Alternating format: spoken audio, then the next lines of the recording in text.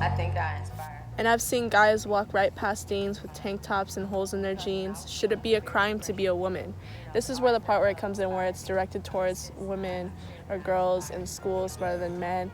I have seen, and I've heard from other people, I'm pretty sure everybody's seen this, not everybody, but like A majority. yeah, majority of people, where a guy will walk past a person or like a school supervisor and they're not in dress code, and I don't know whether it slips by their mind or like they just like don't care. Either way, it shows that guys are not a priority as much as women should be, and that's a big problem, I feel, because if you're gonna put a dress code out, it should be made fairly. We're not really dress coded that much unless we're like, I don't know, getting out of the say that we had like a sport to do, or we just came out of the gym, we were without a shirt. Like, yeah, you're just trying to cool off. I get it, bro.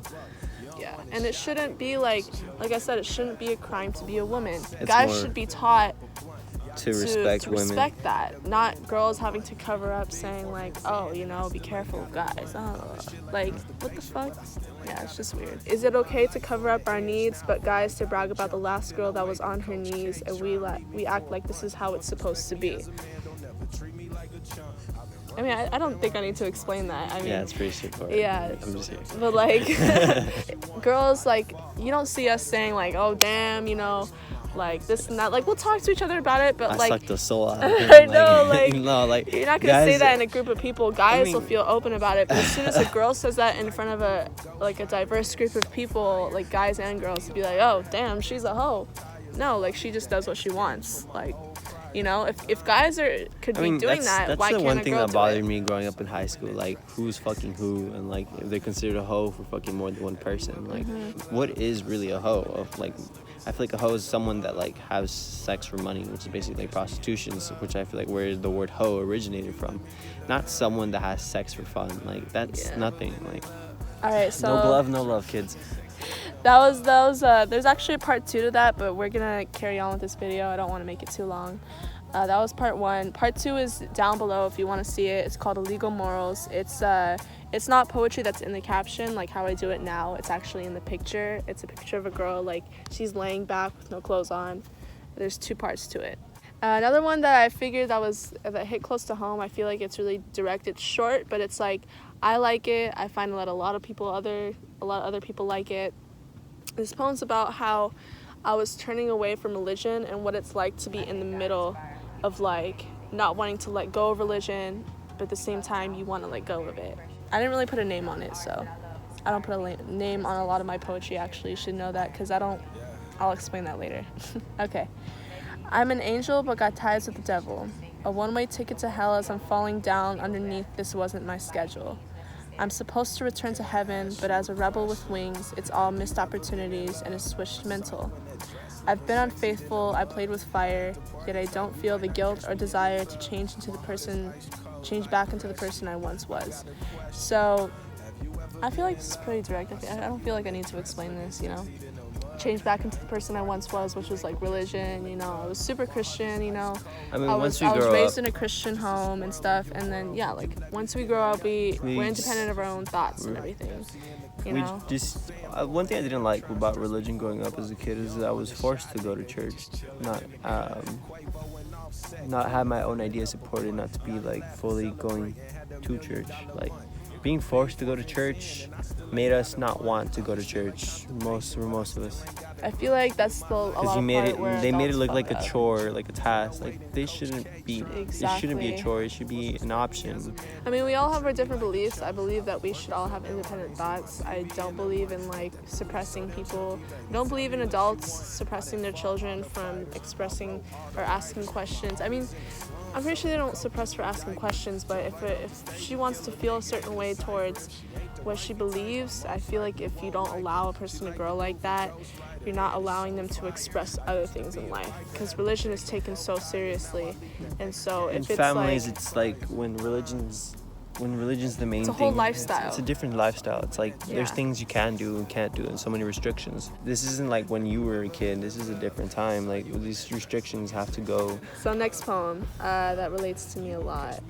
Oh, this one. Okay, Oh, this one. What's this one? Well, it's called The Unknown. So this is actually the title, The Unknown. It was a drag every day. The girl known but unknown of herself was the real problem.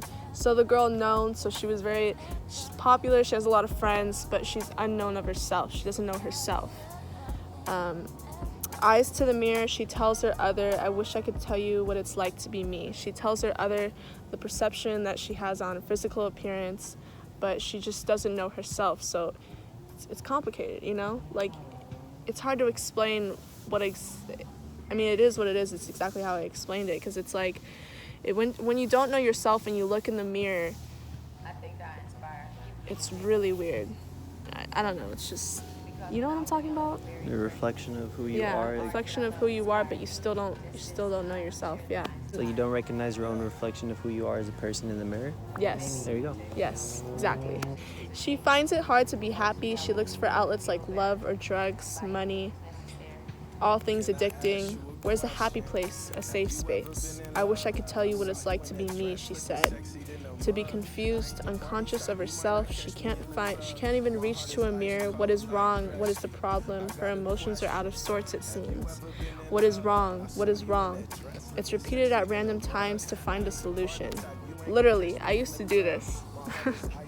When I was going through depression and stuff, I'd ask myself literally, what is wrong? Why do I feel this certain way? You know, it was very hard for me to express how I felt, because I didn't even know where it was coming from. She looked in the front too many times, no answer. She tried looking behind. What that means, I realize a lot of people get confused by that. What that means, so she tried looking ahead into the future. She can't see anything in the future. She tried looking behind from her past. What happened in the past to make her feel that way? If she was happier in the past, what she felt in the past, what caused this trouble, so forth. So that's what it means. It's a work in progress. I guess her character absent in her life, she relies on short conversation and smiles. She is poisoned and dead already, but wanted to fill her brain with positivity. It was a shame all talent went to waste, because the whole time she was nothing but trapped, a sleeping beauty. She was never awake. She was never conscious of herself. I was basically writing this part based on, like, if I decided to, like, do something, I started to act on it, like maybe commit suicide or something, because then it'd be like, it was a shame that all talent went to waste, because she never really knew who she was. She never really knew of her capabilities, what she could accomplish in life. A sleeping beauty, she was never awake. I felt like it was in another body. You're wasting your time and like, what am I doing with my life? I don't know. But like, I understand. Like, we all try to find ourselves. It just takes time. You should never like hate yourself for not knowing who you are or what you are. Like, eventually we all learn and grow as people to learn and accept who we are and love ourselves and just smile and move on with life. Because there's no time to be sad or mad in life, because we only have one life. So live a little.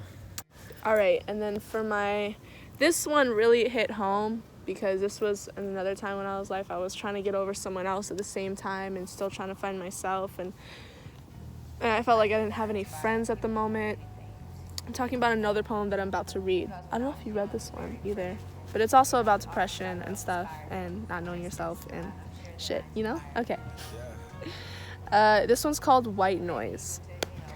White noise in an empty room, mind filled with narrations of the next move. White noise in an empty room, so everything's kind of like I said, you're not conscious. I use that word a lot, but I mean that shit. It's what it is. Like, it's white noise. It's just like, it's like nothingness. Narrations of the next move. You act on what other people think of you. You know, you're not doing it just to do you. You don't feel comfortable in your own body. Narrations of the next move. Empty thoughts, there is no thinking for yourself. However, I'd rather now spend my mind with nature. No music, I turn white noise into blowing trees, and maybe blowing trees, but that's safe for times I'm not worried about where everyone else thinks. Social anxiety. That's a little wordplay if you guys didn't get that. Venus in Virgo, but I've compromised to anyone who treats me right. I had no type. So for those of you who are in astrology, you already know what it means to have your Venus in Virgo. So everyone has a birth chart in astrology. I'm into astrology. Everyone knows that I'm super into astrology. Stars. It's getting dark as fuck out here. Like Cancer, like Virgo, blah, blah, blah. Virgos are known to be picky, about certain things, known to be neat freaks, so forth, known to be hard workers as well. So Venus, which is the sign of love, our main sign, all of our main signs, I'm a Cancer, so my main sign is Cancer, my sun sign is Cancer. We all have a different sign for each planet. Each planet means a different thing. Venus is your love sign, so what you're into, what you're attracted to. So when you have your Venus in Virgo, that means that you're picky about who you love, who you trust. You're picky, His Venus is in Virgo as well. We're only 2 days apart, so our charts are pretty similar. The only difference we have is our moon signs, so we act different. His is in Leo, mine is in Virgo. I do not unlock your phone. Mine's in a coma. Adaptiveness wasn't a word, it was character. 4 years of a heart set on love and desire makes for isolation, distrust, pessimism from getting your hopes up. I used to be boy crazy. I used to be like, I didn't really think I needed a man in my life. I just found myself always being in relationships. Yeah. I didn't really like the idea either. I just found myself always being attracted to a guy and wanting to be with him and stuff. Past, not present, because past, you are no longer relevant. I said this line as a reminder, but past, I can't make my actions based on the past. I need to stop dwelling in the past. I am in the present. And past, you are no longer relevant. White noise, time to wake up. World of gray, you seem so bland. A mind suddenly fills with dissatisfaction. How have you been? I need help. Turns into pretty good. How about yourself? Moodiness over time turns into blank expressions. And if I show you how I truly feel, I'm that friend with depression. Parents don't help with the advice anymore. Isolation with your emotions, it's a daily routine. Narrations in my head, it's a daily routine. And seeing someone else in the mirror instead. A body with curves, but a body that hurts. Somehow the mental becomes physical. It's painted on the self, it's a daily routine. A body with curves, so I think a lot of the times I have a big booty.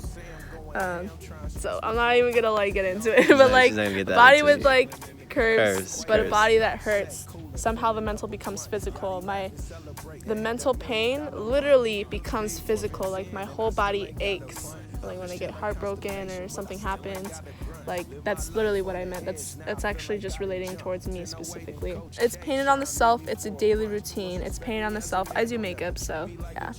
And as for daylight, there is no such thing. There is no physical energy. Blinds shut because I only need a bulb with a mirror in front.